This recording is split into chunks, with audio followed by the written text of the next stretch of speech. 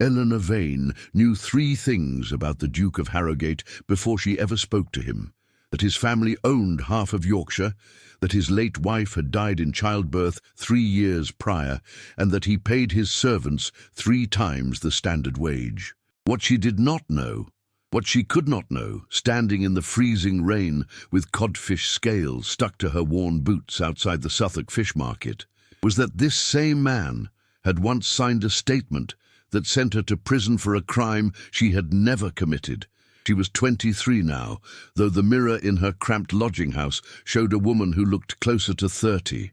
5 years in the shadow of a false accusation did that. 5 years of scullery work, of fingers permanently chapped from lye soap, of landlords who changed the locks when they learned her name. Her hair, black as ink, and once her mother's pride, was pinned into a severe knot at the nape of her neck. Her dress was brown wool, faded at the seams, mended with stitches so small they might have been a prison habit. Eleanor pulled her thin shawl tighter against the November wind and watched the carriage. It was black, polished to a mirror sheen, with the Harrogate crest emblazoned on the door, a raven clutching a silver branch. The horses were enormous bays, steam rising from their flanks. The Duke himself stood beside the carriage, ignoring the rain, speaking to a man Eleanor recognized as the overseer of the market.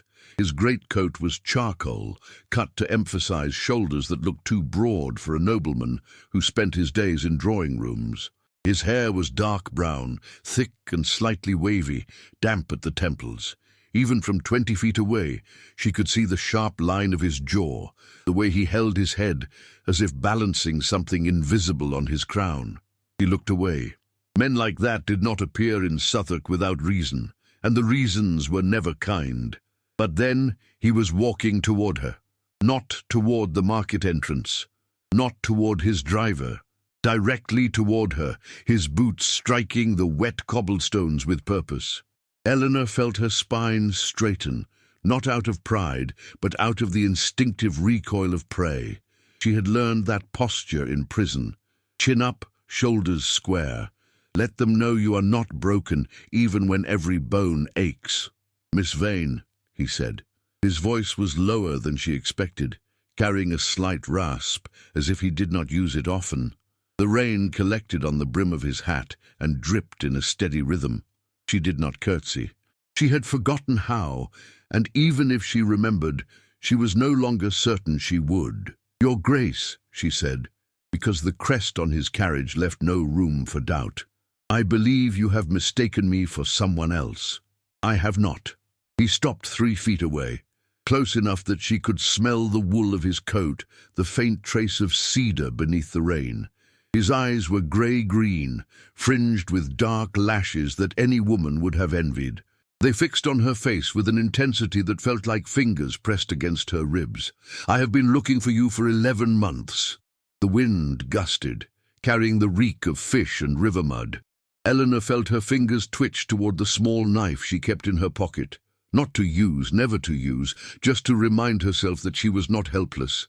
"I am not in the habit of being sought by dukes," she said, "particularly not in fish markets." A ghost of something crossed his face, not a smile, but the memory of one. "No," he said, "I imagine not." He reached into his coat and withdrew a card, ivory stock, embossed with the same raven crest. He did not hand it to her. He held it where she could read it without touching. "I have a proposition, 30 days, a task that requires your particular skills. At the end of it, you will have £10,000 and a passage to anywhere you choose. America, Australia. The colonies, if you prefer solitude." Eleanor laughed. It was a harsh sound, scraped from a throat unused to humour. "My particular skills, Your Grace, involve scrubbing pots and mending hems. Unless you require a scullery maid with a ruined reputation, I fail to see how I might be of service." "You can read," he said. It was not a question. "I can. And you can keep secrets." Her expression hardened. "I kept the secret of my own innocence for 5 years. No one believed me. So yes, Your Grace, I can keep secrets. Something flickered in his eyes, a shadow so quick she might have imagined it. Pain, perhaps, or guilt. But dukes did not feel guilt. Not the way ordinary people did. They felt inconvenience. "I need someone to sort through the private correspondence at Harrow Hall," he said. "My late father kept irregular records. There are documents that may pertain to an old case, a theft. Someone with your eye for detail might recognize patterns that my solicitors have missed." Eleanor felt the cold settle deeper into her chest. "An old case," she repeated. "A theft. An emerald necklace," he said quietly. "Stolen from the Countess of Ashford 5 years ago. The thief was never found. I believe the answer lies in my father's papers." Her heart stopped, literally stopped for one suspended beat, then slammed against her ribs with a force that made her vision swim. The emerald necklace. Her fingers remembered the weight of it, not because she had touched it, but because she had seen it laid across her own pillow by invisible hands, had felt the guards wrench her arms behind her back as they found it in her trunk. She had spent 18 months in Newgate for that necklace. Her mother had died of shame while Eleanor was behind bars. Her father, a physician of modest reputation, had drunk himself into an early grave within a year of her release. And this man, this duke, wanted her to find the real thief. "Why me?" she asked. Her voice was steady. She had learned that steadiness in a cell no wider than her outstretched arms. "There are a dozen investigators in London who would take your money." "Because," he said, and for the first time he looked away toward the river where the fog was rolling in thick and grey, "you have a reason to find the truth that none of them possess. And because I have reason to believe that your eye is sharper than any detective's." It was not the whole truth. She knew that even then. But £10,000 was a kingdom. £10,000 was a new name, a new life, a small cottage somewhere where no one had heard of Eleanor Vane. "What is the wager?" she asked. He looked back at her, surprised. "I beg your pardon? You said 30 days. A proposition." She lifted her chin. "In my experience, men like you do not offer fortunes without stakes. So what is the wager, Your Grace?" The rain had slowed to a fine mist. Somewhere behind them, a fishmonger shouted prices to a dwindling crowd. The Duke studied her face as if mapping it, as if he were trying to memorize the exact placement of a scar he had put there. 30 days, he said. "If, by midnight on the 30th day, we have not found proof of the true thief's identity, you will have the £10,000 regardless, and my personal assurance that no one from Harrogate will ever trouble you again. But if we succeed, if you help me expose the person responsible, you will remain at Harrow Hall not as a servant, but as a guest of the estate, with your name cleared publicly and your reputation restored by my own hand." Eleanor felt the words settle in her stomach like stones. It was too much. It was dangerous. It was very likely a trap. But she was so tired. Tired of hunger. Tired of fear. Tired of being the ghost of a woman who had once believed in justice. "And if I refuse?" she asked. "Then I drive away," he said simply, "and you never see me again. But you will always wonder if the truth was one carriage ride away." She looked at the card in his hand, at the raven, clutching its silver branch. She thought of her mother's face, pale and disappointed, on the last visiting day before the fever took her. She thought of the emerald necklace glowing like a poisonous eye in the evidence box. "I will need to pack," she said. "You have nothing to pack," he replied, not unkindly, "and everything to gain." He opened the carriage door. The interior was warm, smelling of leather and lemon oil.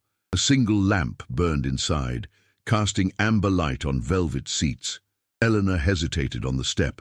One foot in the warm, dry cabin, one foot in the rain. "Your Grace," she said, not turning around, "why does this matter to you? A necklace? A 5-year-old crime? You could buy 100 emeralds and not notice the cost." Behind her she heard him draw a slow breath. When he spoke, his voice was barely audible above the rain. "Because," he said, "I signed the statement that sent an innocent woman to prison. And I have spent 5 years trying to understand how I could have been so wrong. Eleanor froze. The carriage step felt suddenly slippery beneath her boot. She turned, but his face was in shadow, the brim of his hat low. "What did you say?" But he only gestured to the interior. "We have a long drive to Yorkshire, Miss Vane. The roads are poor, and the light is failing. I suggest we begin." She climbed inside. He followed, closing the door behind them, sealing out the rain and the fish market and the only world she knew. As the carriage lurched forward, Eleanor pressed her palm against the cold window glass and watched London recede into the fog. 30 days, a wager against her own past. She did not see the Duke's face in the lamplight, did not see the way his hands trembled as he folded them in his lap, did not see the look of a man who had just placed his soul on the table and prayed the dealer was merciful. 30 days, she whispered to herself. 30 days. The refrain settled into her chest like a heartbeat. Harrow Hall rose from the Yorkshire moors like a stone shipwreck, its towers black against a sky the colour of wet slate. Eleanor saw it first through the carriage window as dusk bled into night. A sprawling manor of Gothic proportions, with mullioned windows that glowed here and there with candlelight, and a central keep that dated, the Duke murmured, to the 14th century. The drive was lined with skeletal lime trees, their branches clicking in the wind like dice. They had travelled in silence for most of the 6-hour journey. The Duke had offered her bread and cheese from a hamper, and wine she had declined. He had tried, twice, to speak of the weather, of the roads, of the inns they passed. Each time Eleanor had answered with the minimum politeness required, her eyes fixed on the passing darkness. She was not being rude. She was being careful. Careful had kept her alive in Newgate. Careful had kept her fed in London. Careful was the only currency she trusted. Now, as the carriage crunched to a halt on the gravel forecourt, she felt the carefulness wrap around her like armour. A footman opened the door. The Duke descended first, then offered his hand. Eleanor ignored it. She stepped down onto the gravel, her worn boots crunching loudly in the sudden stillness. The air here was different. Thinner, smelling of wet earth and heather, and something older, like stone that had absorbed centuries of smoke. She looked up at the facade. Hundreds of windows stared back, most dark, a few flickering with the ghosts of candles. "Welcome to Harrow Hall," the Duke said. "It is large," she replied. "It is excessive," he corrected. "My father collected wings the way other men collect stamps. There are rooms here that have not been opened since the coronation of William IV. He led her up the steps, past iron urns that spilled dead ivy, and into a great hall that stole her breath. The ceiling soared 40 feet overhead, a vaulted canopy of hammered oak ribs, a staircase split in two halfway up, curling left and right like the arms of a giant. The walls were panelled in dark wood, hung with portraits of men who shared the Duke's jawline and women with his grey-green eyes. Every face looked down at Eleanor with the same expression, judgment suspended, curiosity sharpened. "Your chambers are in the East Wing," he said. "Mrs. Halloway, the housekeeper, will see to your needs. Dinner is at 8. Until then, I suggest you rest." "I do not need rest, Your Grace. I need to begin." He paused on the staircase, one hand on the banister. The great hall was dim, lit only by a chandelier that dripped with crystal prisms, each one casting tiny rainbows on the marble floor. In this light, he looked younger than his 35 years and older than time. The contradiction suited him. "Begin tomorrow," he said. "Tonight, simply survive the stairs. They have killed 2 dukes and 1 duchess. Drunkenness was involved in all 3 cases, but still, I would hate to lose you to architecture before the wager has even begun." He turned and climbed. Eleanor watched him go, his greatcoat sweeping behind him, his posture rigid as a soldier's. Then Mrs. Halloway appeared, a round woman in her 50s, with iron-grey hair and eyes the colour of raw tea, and led her up the eastern staircase, down a corridor carpeted in faded red, and into a room that made Eleanor stop in the doorway.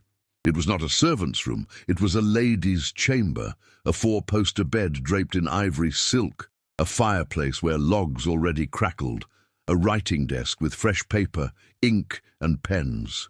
A wardrobe that, when opened, revealed not the plain grey dresses of a maid, but 3 gowns in moss green, burgundy and midnight blue, simple but well made, and her size. "I do not understand," Eleanor said. "His Grace's orders," Mrs. Halloway said. Her tone was neutral, but her eyes assessed everything. Eleanor's mended dress, her chapped hands, the knife-shaped angle of her collarbones. "You are a guest, Miss Vane, not a servant, not while you are here. And when I leave, then His Grace will no doubt remember you in his prayers." The housekeeper curtsied and left. Eleanor stood alone in the room, listening to the fire pop and hiss. She walked to the window and looked out. The moors stretched to the horizon, black and purple in the twilight. Somewhere out there, beyond the gardens and the stone walls, was the rest of England, the rest of the world. She touched the gown in moss green. The fabric was wool, soft as water. It had been a long time since she had worn anything that did not itch. 30 days, she reminded herself, but the whisper felt thinner here, in this house of shadows and portraits. The Harrogate raven watched from every crest, every moulding, every fireplace grate, a bird that fed on what others left behind. Eleanor washed her face in the porcelain basin, changed into the green gown, and pinned her black hair more severely than before. She did not look at her reflection for long. She already knew what she would see. A woman who had learned that hope was just another word for anticipation of pain. At 8, she descended. A footman showed her to a dining room that could have seated 40, where the Duke sat alone at one end of a mahogany table long enough to berth a ship. He had changed into a midnight blue tailcoat, a crisp white shirt, a black silk cravat. The firelight caught the gold buttons on his coat, the silver at his temples. Premature, she noted, for a man of 35. "Sit," he said, gesturing to the chair at his right, not the foot of the table, beside him. She sat. A servant poured wine. The first course was soup, chestnut and cream, warm enough to make her eyes sting. "I have arranged the documents in the library," the Duke said. "My father's correspondence from the years 1848 to 1851. There are also account books, guest ledgers, and the household inventory from the Ashford estate, where the necklace was stolen. I believe the thief had access to both houses. A servant, perhaps, or a solicitor, or a guest," Eleanor said. She tasted the soup. It was the best thing she had eaten in months. Someone who knew the layout of both estates. Someone who knew when the Countess would remove her jewellery. Someone who knew I would be blamed. The Duke's hand paused halfway to his wineglass. "You have thought about this." "I have had 5 years to think of little else." "Then tell me, who had access to your quarters? Who knew your schedule?" Eleanor set down her spoon. The dining room was cold, despite the fire, the high ceilings swallowing warmth. "I was a lady's maid to the Countess. My quarters were on the 3rd floor, near the linen room. Anyone with a reason to be on that floor had access. But the necklace was found in my trunk, locked. Only I had the key." She paused. "Or so I thought." "You believe someone took your key." "I believe," she said carefully, "that someone made an impression in wax while I bathed. I believe someone watched me, studied me, and waited for the right moment. The necklace disappeared on a Tuesday. The Countess always removed it on Tuesdays for cleaning. I always bathed on Tuesday evenings. The pattern was as regular as clockwork." The Duke was very still. "You never mentioned this at the trial." "I did," Eleanor said. "No one listened. The word of a maid against the word of a marquess." She looked at him directly. His grey-green eyes reflected the candlelight. "You were there, weren't you, at the trial? I remember a young man in the gallery, dark hair, a blue coat. You sat behind the prosecutor." His face did not change, but something in the set of his shoulders shifted, a barely perceptible tightening. "I was a witness," he said quietly. "I found the necklace in your trunk. I was visiting the Ashfords that weekend. The Countess asked me to retrieve a shawl from your room. I found the emerald necklace beneath your undergarments. I did what I thought was right. I called the authorities." Eleanor felt the room tilt. The soup in her stomach turned to ice. You, she said. The word was barely audible. You found it. I did. And you testified against me. I testified to what I saw. You saw a necklace in a trunk. Her voice was rising despite her grip on the chair arms. You did not see me steal it. You did not see me touch it. You saw an object in a room, and you decided that made me a criminal. The Duke set down his glass. His hands were steady, but his knuckles were white. I was 29. I believed that evidence was truth. I believed that honor meant reporting what one found, regardless of consequence. I did not know... He stopped. His jaw tightened. I did not know that evidence could be planted. I did not know that you had an enemy. Everyone has enemies, Eleanor said. Her voice shook. The poor have more than most. I know that now. Do you? She stood up, the chair scraping against the marble. Then tell me, Your Grace. What is the wager truly about? Is it about finding a thief? Or is it about easing the conscience of a man who destroyed a woman's life because he was too proud to ask a single question? The fire crackled. Somewhere in the house, a clock chimed the quarter hour. The Duke looked up at her, and for a moment the mask fell away. The aristocratic composure, the rigid posture, the distance of rank. She saw a man exhausted by his own guilt, carrying a weight that had bent his spine into a question mark. Both, he said. It is about both. And it is about something more. I believe the person who framed you is still active. I believe they are stealing from my estate now. I believe they mean to destroy my family piece by piece, and I cannot prove it without your help. You know their methods. You know their patience. You are the only person who has survived their work and lived to understand it. Eleanor wanted to leave. She wanted to march up the stairs, barricade the door, and wait for morning. But £10,000, and justice, and the look in his eyes, which was not the look of a liar. 30 days, she said.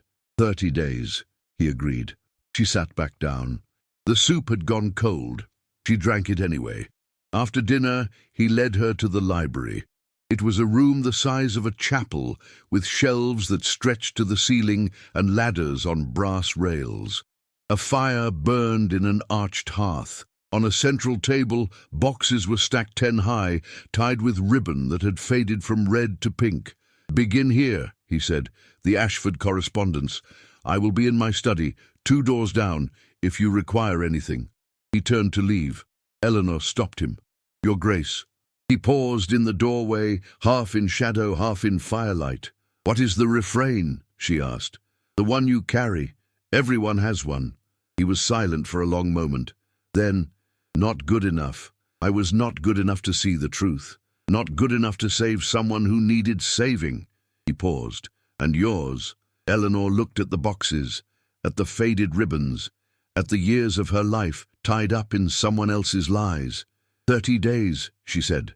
He nodded once and closed the door. Eleanor sat at the table, opened the first box, and began to read. Outside, the wind rose, moaning through the eaves like a voice from the bottom of a well. Inside, the fire popped and settled. The house creaked. And somewhere, in the space between one breath and the next, Eleanor Vane began to hope, just a little, that the end of this story might be different from its beginning.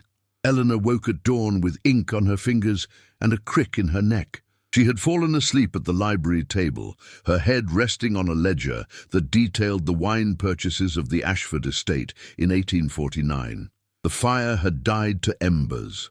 The house was silent, except for the tick of a long case clock in the corridor and the distant clatter of servants preparing the day. She stood, stretched until her spine crackled, and walked to the window. The moors were visible now in the grey morning light, undulating waves of brown and purple heather, broken by stone walls that traced property lines older than the current century. Sheep moved across the middle distance like slow white thoughts. It was beautiful, she admitted to herself, and it was desolate. She had read until 2 in the morning.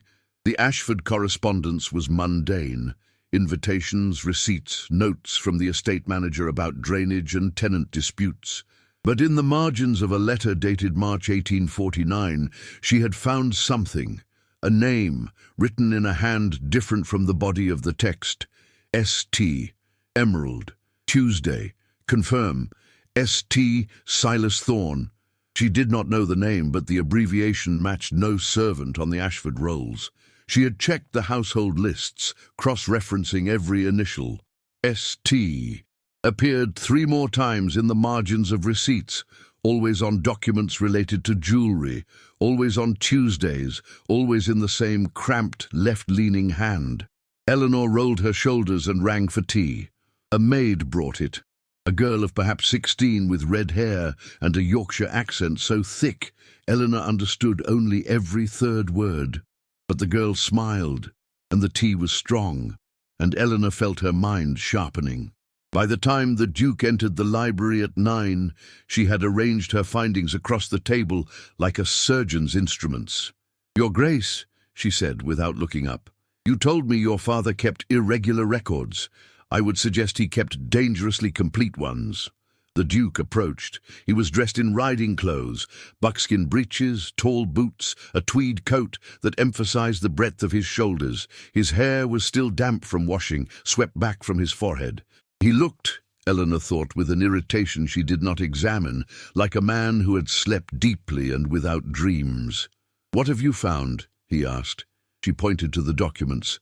"These are the Ashford household accounts for 1848 and 1849. Every Tuesday, without fail, there is a delivery from a London jeweller, Polk & Sons, Bond Street, cleaning and inspection of the Countess's emerald suite. Every Tuesday, a maid, never the same one, signs for the delivery. And every Tuesday, in the margin of the receipt, these initials appear, ST. The Duke picked up the receipt. His expression did not change, but his thumb traced the initials. ST, he repeated. "Who is he?" The Duke set the paper down. He walked to the fire, though it needed no tending, and stood with his back to her. "Silas Thorne," he said. "My father's solicitor. He handled the Ashford affairs as well. He has been with our family for 30 years. Was he at the Ashford estate the week the necklace disappeared?" "He was." The Duke's voice was flat. "He arrived on Monday to review the Countess's will. He left on Wednesday morning, before the theft was discovered." Eleanor felt the familiar tightening in her chest, the precursor to understanding. "He arrived Monday. The necklace was discovered missing Wednesday morning. You found it in my trunk on Tuesday evening." "Yes. And you testified to seeing him where exactly?" The Duke turned. His face was pale. "I did not testify about him at all. He was never questioned. He was a man of impeccable reputation, a solicitor, a trustee of 3 charities. And yet," Eleanor said, picking up another paper, "in your father's private ledger, not the Ashford accounts but your own, there are payments to Silas Thorne every quarter for services rendered, except in the winter of 1849, when the payments stopped for 3 months. Then resumed, doubled." The Duke took the ledger. His eyes moved across the figures. "I never saw this. My father handled the accounts personally." "Your father knew something," Eleanor said, "or suspected. The doubled payments began in April 1849, 1 month after my conviction. Guilt money or hush money? Or both?" The Duke closed the ledger. His jaw worked. "Thorne came to see me last month. He said he had concerns about the estate. He mentioned irregularities in the ledgers. He suggested that if certain documents were found by the wrong people, my family's reputation might suffer." He paused. "He asked for £5,000. I refused." Eleanor stood very still. "He is blackmailing you." "He's trying." "Over what?" The Duke looked at her. The morning light fell across his face, showing lines she had not noticed before, parentheses around his mouth, a crease between his brows that seemed permanent. "Over the fact that I was the witness who convicted you. He knows that if it comes to light that I testified against an innocent woman, even unknowingly, my position in the House of Lords, my guardianship of my niece, my very name becomes vulnerable. He has a letter, my father's letter apparently, detailing Thorne's suspicions about the theft. Thorne says the letter implicates me as an accomplice after the fact. It is a lie, but lies written on ducal stationery have weight. Eleanor felt the room shift. She walked to the table and placed both palms on the wood, steadying herself. "So this is the truth of your wager. You do not need me to find a thief. You need me to help you destroy a blackmailer before he destroys you." "I need both," the Duke said. "If Thorn framed you, he is the thief. If we prove he framed you, we prove he stole the necklace. And we clear your name, while saving yours." "Yes." He did not flinch from the word. "I will not pretend altruism, Miss Vane. I am a selfish man. I want my conscience clear. I want my name safe. I want my niece to grow up without scandal nipping at her heels. But I also want—" He stopped, his hands curled into fists at his sides. "I want you to have back what I took from you. And if that requires me to stand in the public square and confess my blindness, then I will do it." Eleanor looked at him for a long time. The fire popped. A log settled. Outside, a crow called from the garden.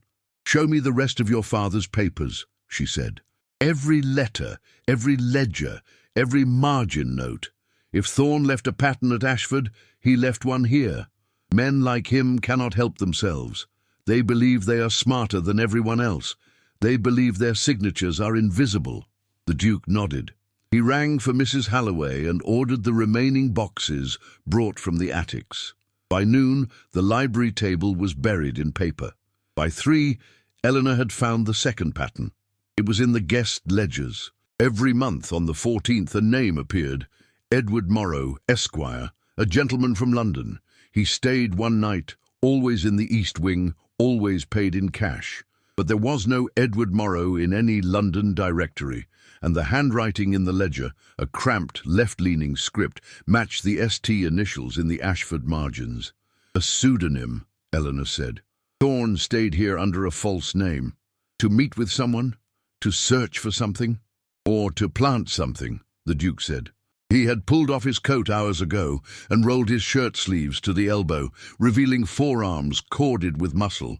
He looked less like a duke now, and more like a man who had spent his life doing something other than waving from balconies. "The East Wing.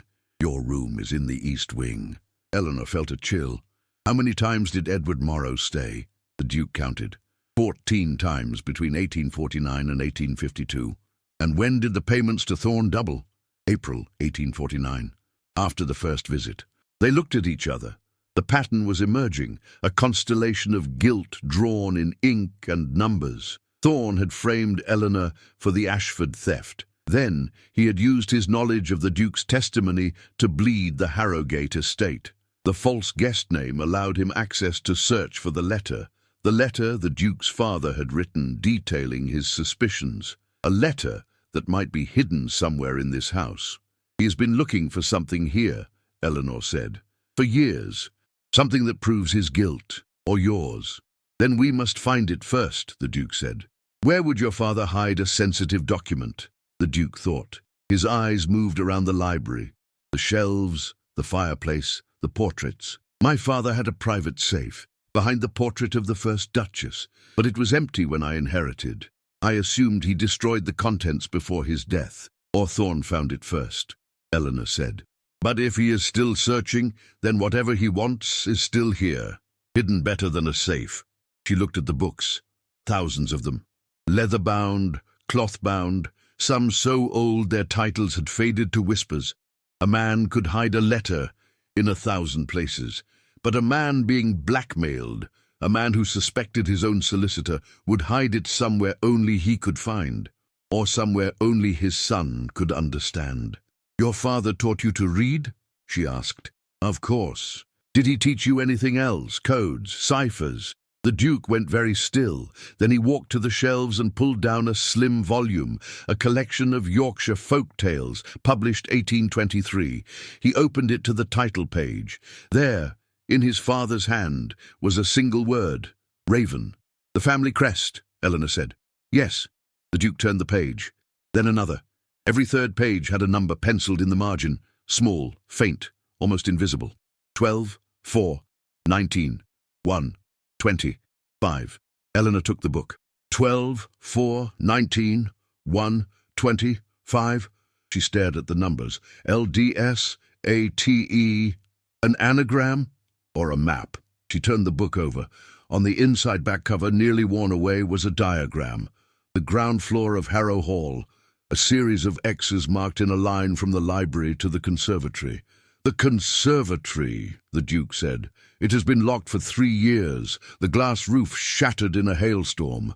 I never had it repaired." "Because your father told you not to," Eleanor guessed. "Because he said some things were better left broken." Eleanor closed the book. Her heart was beating hard, but her hands were steady. She had survived prison by learning to recognize patterns, the schedule of guards, the moods of matrons, the exact moment when a door was left unlocked. Now those skills were serving a different purpose. Now they were hunting a predator. "Tomorrow," she said, "we search the conservatory. Tonight we read every book your father owned that has a raven in it." The Duke smiled. It was a small thing, barely a lift of the corner of his mouth, but it transformed his face, made him look for a moment like the man he might have been if guilt had not worn him down. "You are remarkable, Miss Vane," he said. "I am angry," she corrected. "Anger makes remarkable things possible." She returned to the table, opened the next book and began to read.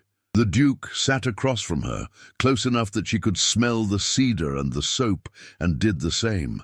Outside, the sun crossed the sky and began to sink, turning the moors the color of wine. Inside, 2 people who should have been enemies sat shoulder to shoulder, turning pages in the silence, bound together by a wager and a lie that had outlived the man who told it. 30 days, 29, remained. The conservatory stood at the eastern edge of Harrow Hall like a forgotten promise, a skeletal structure of iron and shattered glass, its framework choked with ivy and wild roses that had grown through the broken panes. The door was padlocked with a mechanism that looked newer than the Duke's claim of 3 years' neglect. Someone had been here recently, someone who did not want visitors. Eleanor crouched beside the lock in the grey morning light. Her burgundy skirt pooled on the wet grass. She held a hairpin between her teeth and a tension wrench made from a snapped letter opener in her hand. The Duke stood behind her, holding a lantern though the sun was rising, his coat collar turned up against the wind. "You know how to pick locks," he said. It was not a question. "I know many things," she replied, her voice muffled by the pin. Newgate was an excellent university. The tuition was steep, but the curriculum was practical. The lock clicked. Eleanor removed the pin from her teeth, wiped it on her sleeve, and stood. The Duke looked at her differently now, not with the pity she had seen in London, nor with the guilt that shadowed him in the library. It was respect, sharp and unvarnished. "After you," he said. She pushed the door. It groaned on hinges that had not been oiled in years. Inside, the air was thick with the scent of decay and something sweeter, jasmine perhaps, or gardenia, struggling to survive in the wreckage. Broken glass crunched under their boots. The structure was a long rectangle, perhaps 60 feet, with a vaulted glass roof that let in the pale sky in jagged, toothy patterns. Beneath the intact sections, tropical plants had run wild. Ferns taller than a man, vines that hung like ropes, flowers in colours too vivid for the Yorkshire grey. In the centre of the conservatory, where the roof was still whole, a single bench faced a stone fountain. The fountain was dry, choked with dead leaves. But on the bench, protected from the elements by the glass above, sat a wooden box. Eleanor walked toward it. The Duke followed, his hand instinctively moving to her elbow. Not to guide, but to steady. She did not shake him off. The ground was treacherous with broken pots and splintered glass. The box was oak, iron-bound, about the size of a jewellery casket. It had no lock, only a clasp, green with verdigris. Eleanor opened it. Inside was a letter, sealed with black wax, and a smaller box of velvet. The Duke took the letter. Eleanor took the velvet box. She opened it. The emerald necklace lay against the black lining like a serpent. It was smaller than she remembered, or perhaps memory had magnified it into a monster. The stones were oval-cut, deep green, set in gold filigree that caught the weak light and scattered it in sickly patterns across her palms. She felt her throat close. This object had destroyed her life. This cold, beautiful string of stones. "Miss Vane," the Duke said. His voice was strange. She looked up. He had broken the seal. He was reading the letter, and his face had gone the color of old ash. "What is it?" He lowered the paper. His hands were shaking visibly now, the aristocratic composure stripped away. "My father," he said. He knew. He knew from the beginning. Thorn had debts, gambling debts to a moneylender in Soho. My father discovered them. He confronted Thorn. Thorn promised to repay by acquiring valuables from the families he served. The Ashford necklace was the first. My father agreed to say nothing if Thorn returned the pieces and resigned his post. But Thorn did not return them. He framed you instead. And my father, the Duke's voice broke. My father paid him to keep silent, to protect the family name, to protect me. Eleanor felt the necklace grow heavy in her hands. Your father knew I was innocent. He knew. And he let me rot in prison. He let you... The Duke stopped. He folded the letter with trembling fingers. Yes, he let you rot. And when Thorn continued to steal, my father paid him again and again, the doubled payments, the hush money, the blood money. He looked at the necklace. This should never have touched you. None of it should have touched you. Eleanor closed the velvet box. Her fingers were numb. She had imagined this moment 1,000 times. Finding proof, confronting the guilty, watching them crumble. But she had not imagined the hollowness. The proof did not restore her mother. It did not restore her father. It did not restore the years. Thorn will come for this, she said quietly. He knows you refused his blackmail. He knows you are searching. He will come here. Then we will be ready. How? She stood, holding the box. You have a letter. You have a necklace. You have the confession of a dead man. Thorn will say it is forged. He will say you fabricated it to escape your own guilt, and he would not be entirely wrong. You did testify against me. You did help convict an innocent woman. A letter written by your father does not erase your signature on that statement. The Duke took the box from her hands. His fingers brushed hers, cold, rough, nothing like the soft hands she expected from a nobleman. No, he said, it does not erase it. But it is a beginning, and beginnings require courage. He turned and walked toward the door. Eleanor followed. As they stepped back into the morning, she heard a sound, the snap of a twig, the rustle of ivy. She turned. The moors stretched empty to the horizon, but somewhere in the wind she felt eyes, watching, waiting. Thorn is here, she said, or his man. The Duke did not look back. Then let him watch. Let him see that we are not afraid. But they were afraid. Eleanor could see it in the set of his shoulders, in the way his thumb traced the edge of the velvet box. Fear was not weakness. Fear was the body's way of saying that something mattered. They walked back to the house in silence.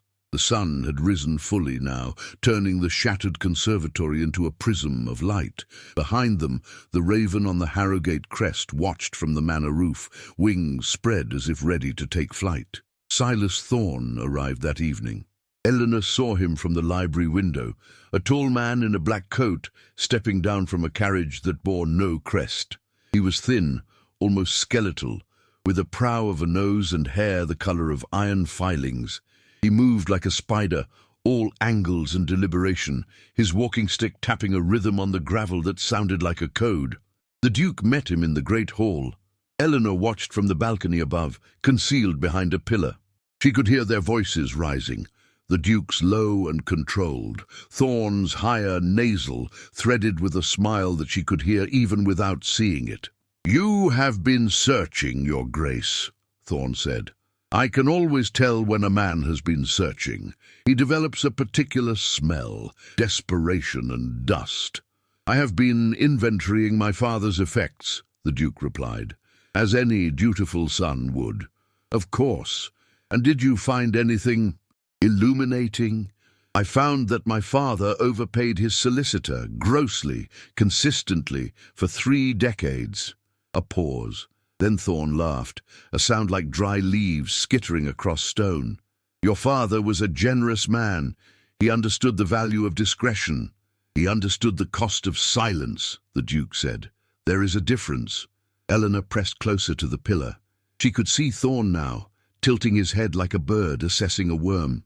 Your Grace, he said softly, I do not wish to be indelicate, but I have in my possession certain documents that would cause you considerable distress.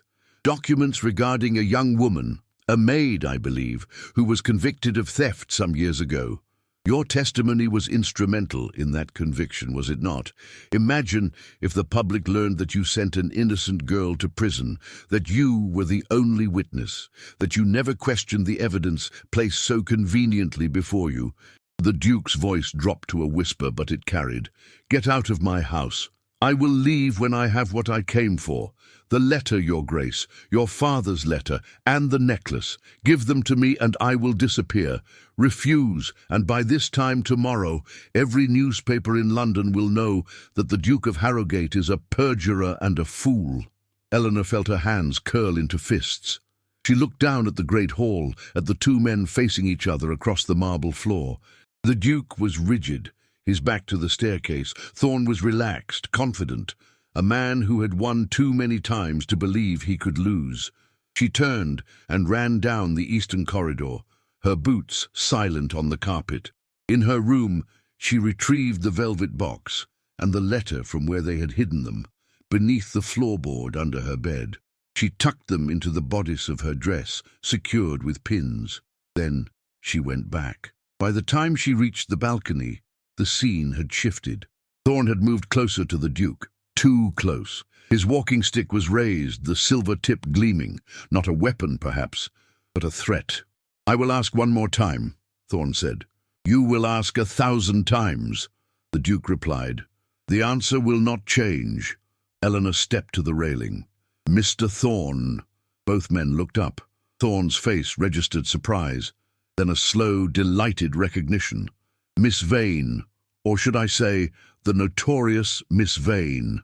How resourceful of His Grace to find you, and how foolish of you to come. I came for the truth, Eleanor said, and I have found it. Your initials in the Ashford margins, your pseudonym in the guest ledger, your payments, hush money from a dead man who knew you were a thief. Thorne's smile faltered. You have nothing. I have a letter, she said, written by the late Duke, detailing your gambling debts, your thefts, and your blackmail. I have the emerald necklace, hidden in the conservatory where you failed to find it. And I have... She paused, letting her voice drop into the silence of the hall.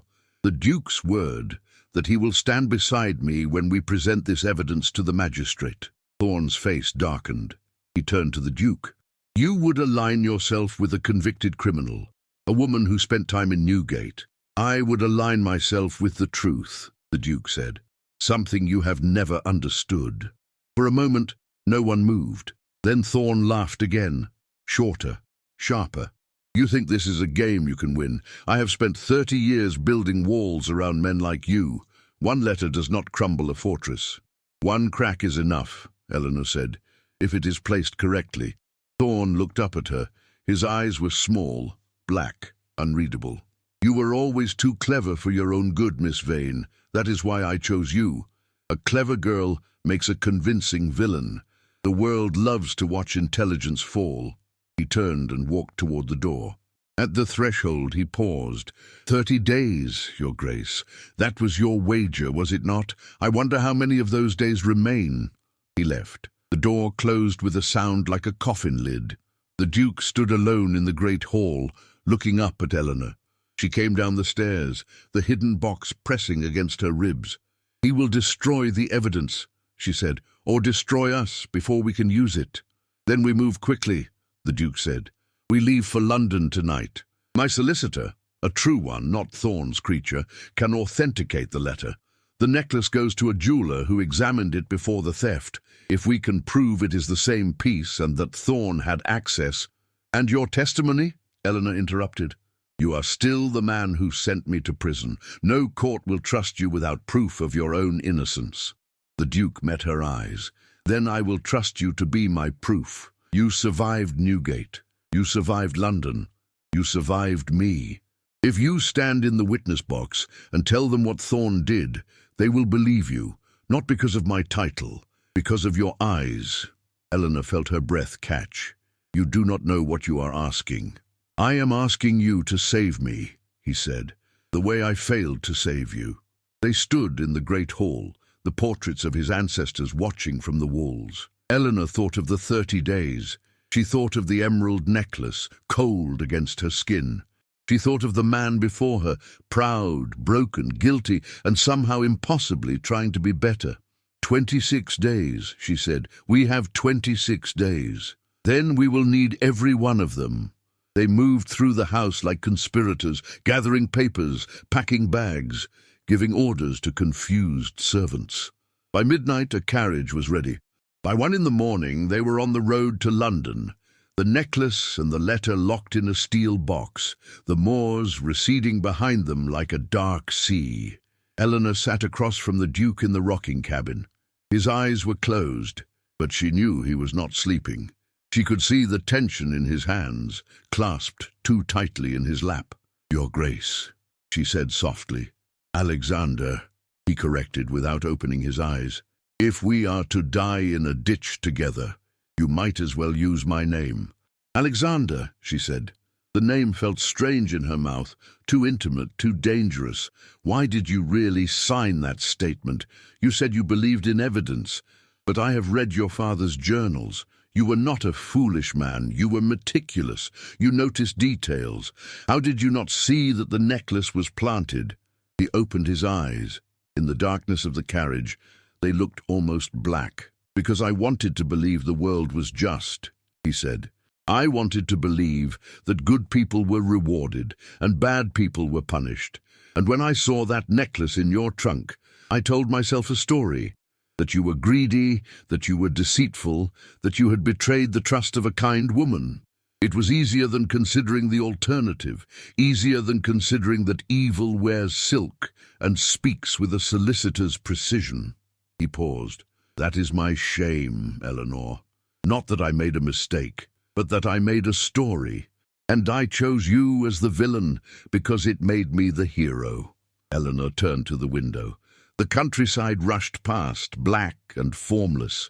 She thought of the stories she had told herself in prison, stories of revenge, of justice, of a knight who would ride through the gates and admit he was wrong. None of them had come true. Instead, she had gotten this. A flawed man, a damaged bargain, a carriage ride toward an uncertain future. 30 days, she whispered. 26, he corrected. She closed her eyes. And for the first time in 5 years, she let herself sleep without dreaming of bars. London smelled of coal and river rot and possibility. Eleanor stepped down from the carriage in front of a townhouse in Mayfair, not the Duke's primary residence, which would be watched, but a smaller property owned by a cousin who owed him favours. The street was quiet, lined with plane trees that dropped brown leaves on the cobblestones. A maid opened the door. The Duke gave instructions in a low voice. Within minutes they were inside, the steel box locked in a study, tea steaming on a tray. Eleanor did not sit. She went to the window and watched the street. Thorn would have followed them, or sent someone. A man with his resources did not let threats go unanswered. "We need help," she said. "Someone who knows the courts, someone who cannot be bought." "I have a barrister," the Duke said. "Geoffrey Holt. He defended my cousin in a fraud case 2 years ago. He is expensive, honest, and despises blackmailers. Bring him tonight." The Duke sent a messenger. While they waited, Eleanor unpacked the steel box. She spread the letter on the desk. She laid the necklace beside it. Then she took out the other papers she had brought, the Ashford receipts, the guest ledgers, her own copy of the trial transcript she had obtained through a prison charity. She was arranging them in chronological order when the Duke approached. He stood beside her, close enough that she could feel the heat of his arm through his sleeve. "What are you looking for?" he asked. "The flaw in the pattern," she said. "Every liar has one. Thorn is meticulous. He plans, he waits, he covers his tracks, but he is also arrogant. He believes he is invincible, and invincible men always make the same mistake, which is, they repeat themselves." She pointed to the receipts. "Every theft happened on a Tuesday. Every false name in the ledger used the same initials, E.M., Edward Morrow. Every blackmail payment was recorded as legal services. He has a signature, and signatures can be forged, traced, and exposed." The barrister arrived at 10, a short, broad man with mutton-chop whiskers and eyes the color of strong tea. He read the letter twice. He examined the necklace through a jeweler's loop he produced from his waistcoat. Then he sat back and whistled. "This is damning," he said, "but it is also dangerous. Thorn is not just a solicitor. He is a trustee of the Foundling Hospital, a governor of the Bank of England's charitable arm. He has allies in the Home Office. If you accuse him without irrefutable proof, he will sue for libel and he will win." "We have proof," the Duke said. "You have a dead man's letter and a necklace. You need the moneylender from Soho. You need Thorn's gambling debts on paper. You need someone who saw him plant the necklace in Miss Vane's trunk." Holt looked at Eleanor. "Do you know of anyone?" Eleanor thought. Her mind raced back 5 years. The Ashford house, the faces, the names. There had been a footman, Thomas Birch. Young, 16 perhaps. He had brought her trunk down from her room the day of the search. He had been pale, sweating. She had assumed he was sick. "Thomas Birch," she said. "He was a footman at Ashford. He handled my luggage the day the necklace was found. He looked terrified. I thought it was because of the police, but what if he saw something? What if Thorn paid him to plant the necklace, and the guilt has been eating him for 5 years? "Where is he now?" Holt asked. "I do not know. He was dismissed a month after my arrest. The Ashford said he was caught stealing silver." "Convenient," the Duke murmured. Holt stood. "I will find him. In the meantime, do not leave this house. Thorn has eyes everywhere. And your Grace," he looked at the Duke, "do not contact anyone from your circle. If Thorn suspects you are moving against him, he will strike first." After Holt left, the house fell into a tense quiet. The Duke retired to write letters, to his stewards, to his bankers, to the one MP he trusted. Eleanor remained in the study, poring over the trial transcript. She found it in the witness list. Page 43. A name she had overlooked 100 times. Silas Thorn, Esquire, present at the Ashford estate on the dates in question, verified the inventory of the Countess's jewellery suite. Thorn had been there. Not just present, he had verified the inventory. He knew exactly which pieces were where. He had signed the document that stated the necklace was missing. He had created the very paper trail that condemned her. Eleanor slammed the transcript shut. Her hands were shaking, not with fear, with the clarity that comes just before battle. She went to the kitchen and found bread and cheese. She ate standing up, staring at the wall. The Duke found her there an hour later. "You should sleep," he said. "I should fight. You cannot fight without rest." She turned to him. In the lamplight, with his coat off and his shirt sleeves rolled, he looked less like a duke and more like a man who had been fighting his own wars for too long. There was a scar on his left forearm, thin and white, that she had not noticed before. She touched it without thinking. "What is this?" "A duel," he said. "When I was 20, over a woman I did not love. I was stupid enough to believe that honor required blood. And now I believe honor requires truth, even when it costs more than blood." His eyes held hers. The kitchen was small, warm, intimate in a way that the great hall of Harrow Hall had never been. Eleanor realized with a start that she was standing very close to him, close enough to see the pulse in his throat, close enough to smell the soap on his skin.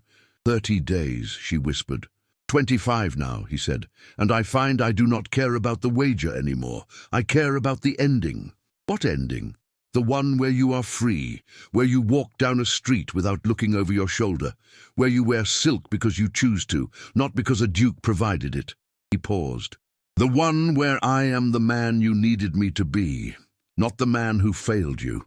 Eleanor felt something crack inside her, a wall she had built stone by stone in Newgate, mortared with bitterness.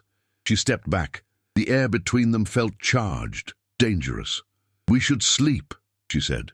"Yes," he agreed, but neither of them moved. It was the maid who broke the moment, entering with fresh coal for the stove. Eleanor excused herself and went upstairs, but she did not sleep. She sat by the window and watched the London fog until dawn, thinking of scars and silk and the terrible, fragile weight of forgiveness. Geoffrey Holt found Thomas Birch in a public house in Spitalfields, sweeping floors for room and board and gin. Eleanor went with the Duke to meet him. They took a closed carriage, entering the East End, through streets that grew narrower and darker with every turning. The public house was called the Black Swan, and it smelled of spilled porter and pipe smoke and the particular despair of men who had lost their place in the world. Birch was 30 now, though he looked 40. He was thin, with a cough that rattled his chest, and eyes that jumped at every sound. When he saw Eleanor, he went pale. "Miss Vane," he said, "God help me. I prayed I would never see you again." "We need your help, Thomas," she said. She used his Christian name deliberately, stripping away the distance of rank. "We know Mr. Thorne paid you to plant the necklace in my trunk. We know you have carried that guilt for 5 years. We are not here to punish you. We are here to end it." Birch looked at the Duke, then back at Eleanor. His hands twisted a rag he used for wiping tables. "He said he would kill my mother," Birch whispered. "I was 16. My mother was sick. He gave me £5 and said if I ever spoke, he would see her in the ground and me in Newgate beside you." He began to cry, soundlessly, tears tracking through the grime on his face. "I have wanted to tell someone. Every night I have wanted to tell." The Duke stepped forward. He placed a hand on Birch's shoulder, a gesture of equality that made the footman flinch. "Tell us now," the Duke said, "and I swear on my name, no harm will come to you or your mother. Thorne will never touch you again." Birch told them everything. How Thorne had approached him in the stable. How he had described exactly where to hide the necklace, beneath the linen, where the Duke would find it. How Thorne had laughed afterward, calling it a perfect composition. How Birch had been dismissed not for stealing silver, but because Thorne wanted no witnesses. Holt took notes in a rapid shorthand. When Birch finished, the barrister closed his book with a snap. "It is enough," Holt said. "Combined with the letter, the necklace, and the financial records, we have a case.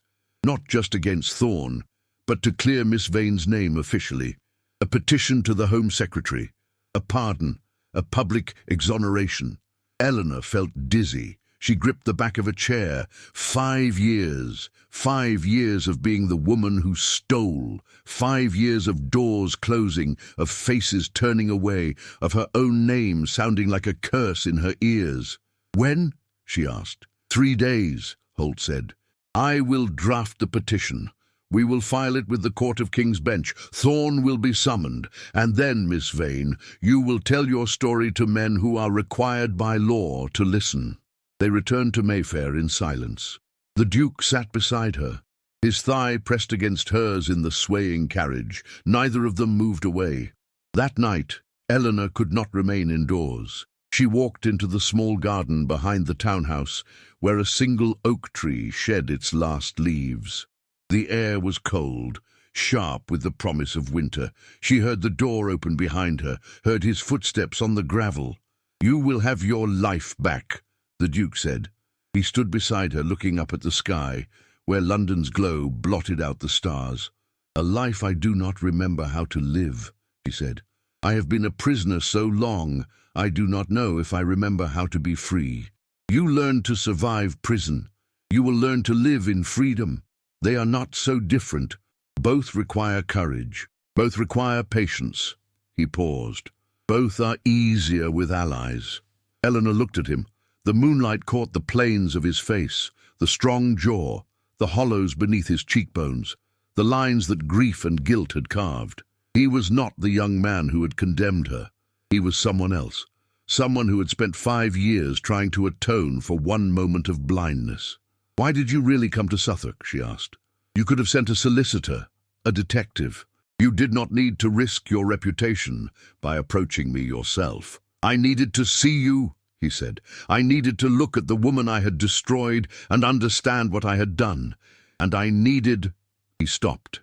His hands found hers in the darkness, his fingers threading through her cold ones with a gentleness that broke her heart. "I needed to know if forgiveness was possible, not for my sake, for yours. Because a woman who cannot forgive becomes hard, and you were never meant to be hard, Eleanor. You were meant to be fire." She felt his thumb trace her knuckles. The touch was electric, terrifying, inevitable. 30 days, she whispered. 22, he said. "And I find I want more than 22 days. I want years. I want the time I stole from you, and I know I cannot have it. But I want the time ahead. I want to walk beside you, not as your duke, not as your debtor, as your man. If you will have me." Eleanor felt tears on her cheeks, hot, unfamiliar, the first she had cried since her mother's death. She did not answer with words. She leaned her forehead against his shoulder and let him hold her in the cold garden, under the oak tree, while London breathed around them. The court of King's Bench was a cathedral of oak and wig and whispered power.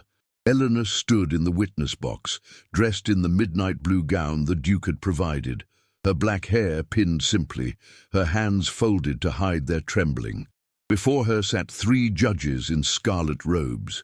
Behind her, the gallery was packed, not with nobility, but with journalists, with women from prison reform societies, with the simply curious who had smelled scandal in the morning papers. The Duke sat at the petitioner's table, dressed in full mourning black, not for his father, but for the woman she had been. Beside him, Geoffrey Holt arranged papers like a general deploying troops. Thorne stood at the far table. He was dressed in solicitor's black, his face a mask of outraged innocence, but Eleanor could see the sweat on his upper lip. She could see the way his fingers drummed the table when the judges were not looking. Holt called Thomas Birch first. The footman told his story in a voice that shook, but did not break. He identified Thorne. He described the £5. He wept, and the court wept with him. Then Holt called the Duke. Alexander stood. He walked to the witness box with the posture of a man going to his own execution. He did not look at Eleanor. He looked at the judges, and he told the truth, all of it. His testimony 5 years ago, his failure to question, his pride, his guilt, his discovery of his father's letter. When he finished, the courtroom was silent except for the scratching of reporters' pens. Then Holt called Eleanor. She took the oath. She described the Tuesday baths, the locked trunk, the trial, Newgate, her mother's death, her father's ruin. Her voice was steady because she had practiced this speech in her head for 5 years, but her eyes found Alexander's in the crowd, and she drew strength from the pain she saw there, pain that mirrored her own. Finally, Holt produced the letter, the necklace, the ledgers, the pattern of Tuesdays and pseudonyms and payments. It took 4 hours. When he finished, the senior judge removed his spectacles and polished them with a hand that was not quite steady. "This court finds," he said, "that Miss Eleanor Vane was wrongfully convicted. The conviction is overturned. The record is expunged. Miss Vane, you are free, not by decree, but by right. The court further finds that Mr. Silas Thorne acted with malice aforethought in the commission of theft, perjury, and conspiracy. He is remanded for trial at the Old Bailey." The gavel fell. The courtroom erupted. Eleanor stood frozen, unable to move, unable to breathe. Then Alexander was there, his arms around her, his face buried in her hair, his body shaking with a release she understood too well. "You did it," he whispered. "You did it. We did it," she said. They held each other in the chaos, 2 broken people who had found, in each other's fractures, a way to be whole. Outside, London was grey and gold, the afternoon sun breaking through the clouds. They stood on the steps of the courthouse, surrounded by reporters shouting questions. Alexander raised his hand for silence. "Miss Vane," he said, loud enough for the crowd to hear, has agreed to do me the honor of allowing me to spend the rest of my life attempting to deserve her forgiveness. I have asked her to be my wife. She has said she will consider it after 30 days. Laughter rippled through the crowd. Eleanor felt her cheeks warm. She looked at him, at the man who had ruined her, and saved her, and loved her. I said I would consider it, she corrected. I did not say the answer would be favorable. Then I have 30 days to persuade you, he said.